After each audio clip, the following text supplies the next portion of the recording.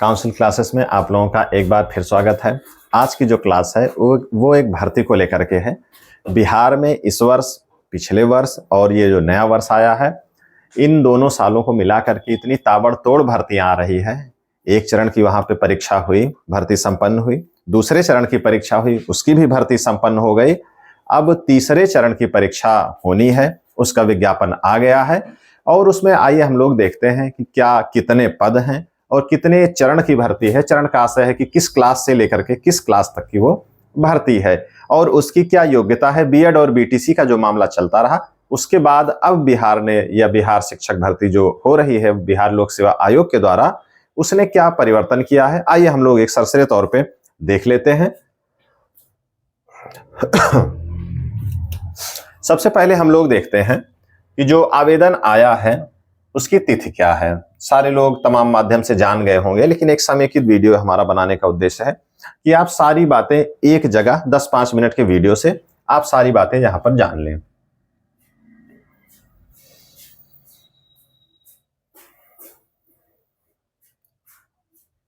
तो ये 10 फरवरी से आपका आवेदन शुरू हुआ है। उसके बाद ये 23 फरवरी तक आवेदन लिया जाएगा। मात्र 14 दिन का आपको समय मिलेगा। इन 14-15 दिन में आपको अपना आवेदन कर लेना है। बिहार में जो भी विज्ञापन आता है, पिछले हम कुछ दिनों से देख रहे हैं, खास करके शिक्षक भर्ती में बहुत ही कम समय दिया जाता है, क्योंकि जल्दी से उसको खत्म करके नई भर्ती उनको लानी रहती है। तो 10 से 23 तक इसकी लास्ट डेट है। 10 से आवेदन शुरू होगा, 23 फरवरी तक इसकी लास्ट डेट है। और जो इसकी परीक्षा तिथि है वो कितनी है? 7 मार्च से लेकर के 17 मार्च 2024 तक। मतलब कि 1 महीने से भी कम समय आपको मिलेगा इसकी तैयारी के लिए। जो लोग पहले से इसकी तैयारी कर रहे हैं उन्हीं के लिए सुनहरा अवसर बन पाएगा। इस बात का विशेष ध्यान दें। मतलब भर्ती लगभग 1.5 साल से चल रही है वहां। उन सारी प्रक्रिया में जो शामिल हैं, जिनका नहीं हुआ है या जिनकी एलिजिबिलिटी बनती जा रही है और पहले से इस पे एक निगाह बना के रखे हैं, उन्हीं को यहां पर फायदा हो पाएगा। तो ये तो रही जानकारी परीक्षा तिथि की और ये आवेदन तिथि की। इसके बाद आइए देखते हैं भर्ती किस किस वर्ग में आई है।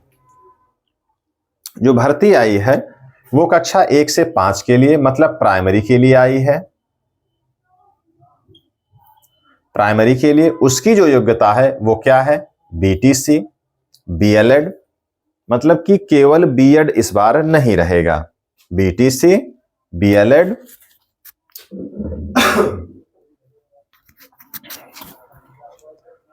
और उसके बाद फिर इसमें सीटेट। आपके पास सीटेट हो, सीटेट पास हो, या फिर आप बिहार का जो टेट है वो पास हो, वो भी कौन सा? First paper. मतलब कि जो प्राथमिक स्तर का है वो आपको पास होना चाहिए। आप अगर पास है, कक्षा 1 से 5 के लिए आवेदन आप कर पाएंगे, बीटीसी है या बीएलएड है। और सीटेट या बिहार टेट अगर आप पास है तब कक्षा 5 तक में आप आवेदन कर पाएंगे। अगर जूनियर की बात करें 5 से 8 के लिए, तो आप बीटीसी हो या बीएड हो, दोनों हो। उसके बाद सीटेट या बिहार टेट हो, लेकिन ये सेकंड पेपर, मतलब जूनियर वाला जो टेट है वो आप पास हो। टीजीटी की अगर बात करें कक्षा 9 से 10 के लिए, तो बीए होना चाहिए, स्नातक वो सब में होना चाहिए। केवल यहां पर है कि जो बीटीसी है वो इंटर पास होना चाहिए। तो जो बीए हो, बीएड हो और एसटेट हो, बिहार जो राज्य स्तरीय परीक्षा कराती है स्टेट का टेट, वो आप पास हो फर्स्ट कैटेगरी का। इसका जो फर्स्ट पेपर है स्टेट का वो आप पास हो, तब आप टीजीटी के लिए एलिजिबल होंगे। और कक्षा 11 से 12 अर्थात पीजीटी का जो पद है उसमें आपका एमए का मतलब ये है कि एमए, एमएससी या भी जो इसके समकक्ष स्नातकोत्तर की डिग्री है वो होनी चाहिए। उसके साथ बीएड कंपलसरी है, बीएड होना चाहिए। और उसके बाद एस्टेट हो, उसका सेकंड पेपर पास होना आपके लिए जरूरी है। तो जो भी इसमें सारी योग्यताएं हैं वो अनिवार्य हैं, कोई अथवा नहीं है। अब आते हैं पदों की संख्या पे। जो विज्ञापन आया है उसमें पदों की संख्या दी नहीं हुई है, लेकिन एक विश्वस्त सूत्रों से जो जानकारी मिली है, मीडिया के माध्यम से या वहां के आयोग के माध्यम से या वहां की सरकार जो शासन है वहां के माध्यम से मिला है कि 87,000 प्लस इसमें पद रहेंगे। अब उसका जो कैटेगराइजेशन है वो अभी हुआ नहीं है, जल्दी ही अंतिम आवेदन जब आप करेंगे तब तक पूरा आ जाएगा कि प्राथमिक, जूनियर और टीजीटी और पीजीटी को मिला करके कितने पद अलग अलग रहेंगे, विषयवार भी वो रहेंगे, तो वो अभी आया नहीं है। लेकिन 87,000 प्लस पद रहेंगे इस पूरी भर्ती में। इसके बाद आइए हम लोग थोड़ा सा देख लेते हैं जिस उद्देश्य से हम लोग नौकरी करते हैं, वेतन के लिए। ज्यादातर जो 95% जो हमारा उद्देश्य है वो यही है कि जीविकोपार्जन के लिए कुछ ना कुछ धन मिलना चाहिए। जैसे शिक्षा का जो पेशा है ये बहुत ही अच्छा पेशा है, इसमें जो है पुण्य का भी काम है, लेकिन उसके अलावा अगर धनोपार्जन नहीं होगा तब पुण्य ज्यादा दिन टिक नहीं पाएगा।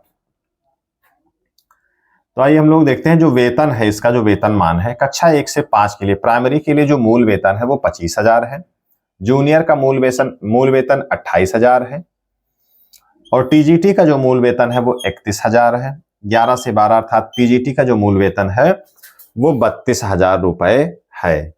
मूल वेतन इतना है। अब अगर आप वेतन निकालना चाहते हैं तो आप इस तरीके से इसको कैलकुलेट कर सकते हैं। जैसे प्राइमरी की अगर हम बात करें तो 25,000 रुपए ये मूल वेतन हो गया, और इस पे 46% आपका डीए लगता है। महंगाई भत्ता कितना हो जाता है? 46%। कितना हो जाता है? 46%। और अगर इसमें और जोड़ दें, लगभग मेडिकल का यहां मिलता है 1,000 रुपए और लगभग 1,000-1,200-1,300 रुपए यचारे है। यचारे इतना है, ये मेडिकल के लिए है, और ये डीए है, और ये 25,000 रुपए आपका मूल वेतन है। तो अगर आप इसको सब कैलकुलेट करेंगे तो ये लगभग आएगा 38,700 रुपए। प्राइमरी की अगर सैलरी की बात करें, जो पहला आपका वेतन रहेगा वो 38,700 रुपए के आसपास रहेगा।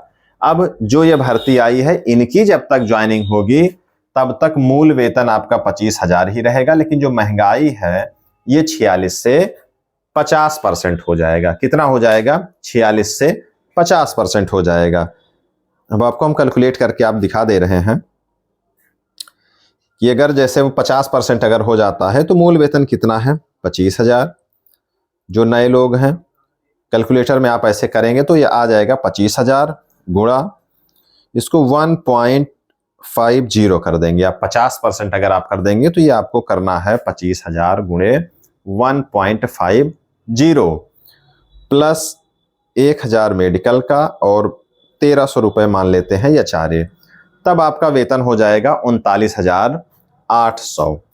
मतलब जब तक इनकी नियुक्ति होगी तब आपका वेतन हो जाएगा 39,800 रुपए। इसी तरीके से आप निकाल सकते हैं। जितना डीए है उसको आप परसेंट से निकालें, या कैलकुलेटर में मूल वेतन गुणे 1. जैसे इस समय 46 है तो आप 1.46 कर सकते हैं, प्लस में आप मेडिकल 1,000 और 1,300 यहां पर आप जोड़ देंगे तो निकल आएगा। इसी तरीके से अगर आप निकालना चाहें जूनियर का तो 28,000 रुपए आपका मूल वेतन है गुणे 1.46 जो वर्तमान में डीए है, प्लस 1,000 मेडिकल का, प्लस मोटा मोटा 1,500 या चारे मान लेते हैं तो 83,380 रुपए। तो इस तरीके से आप जो है इनका वेतन निकाल सकते हैं।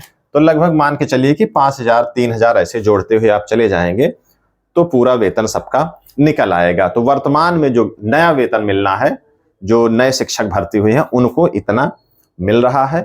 अब जो नई भर्ती ये आई है इसकी जो परीक्षा संपन्न होगी, नियुक्ति पत्र तक हो सकता है जो डीए है वो 50% हो जाए तो आपका वेतन इतना हो जाएगा कि 1,012 रुपए आपके वेतन में वृद्धि हो जाएगी। तो इस तरीके से हम लोगों ने एक समग्र चर्चा कर ली है। पदों की संख्या 87,000 है और इसको विषयवार जो है जानकारी अब आगे मिलेगी। तो एक ये सुनहरा अवसर है बीटीसी वालों के लिए, बीएड वालों के लिए, और ऐसे अभ्यर्थी जो तैयारी कर रहे हैं टीजीटी और पीजीटी की, खास करके उत्तर प्रदेश में, और उनको अवसर नहीं मिल रहा है। विगत 5 वर्षों से प्राइमरी की भर्ती नहीं आई है, जूनियर की भर्ती यहां आती ही नहीं है, और टीजीटी पीजीटी की जो भी परीक्षा है वो 2021 में हुई थी, उसके बाद से अभी तक नई कोई परीक्षा नहीं हुई है। अगर आप इन सारे विषयों की, इन सारे पदों के लिए आप तैयारी कर रहे हैं तब आपके लिए निश्चित तौर पर ये एक अच्छा अवसर है। इसमें आप जो है अपनी तैयारी को मुकम्मल करके इसमें आप एक पद सुनिश्चित करें, और वेतन भी इतना कम नहीं है कि आपके लिए जीविकोपार्जन के लिए आपकी जीवनचर्या इससे न चल पाए। आप एक वैकेंसी, यहाँ पर जो वैकेंसी आई है, एक पद इसमें आप ले लें। इसके बाद और अन्यत्र इससे ज्यादा, इससे ऊपर के जो पद हैं, या यूपी की या कहीं भी किसी भी प्रदेश की आप तैयारी करते रहें। अगर आपको वहां पर नौकरी मिलती है, अवसर मिलता है, तो आप यहां से रिजाइन करके वहां जा सकते हैं। नौकरी मिलने से एक कॉन्फिडेंस आ जाता है।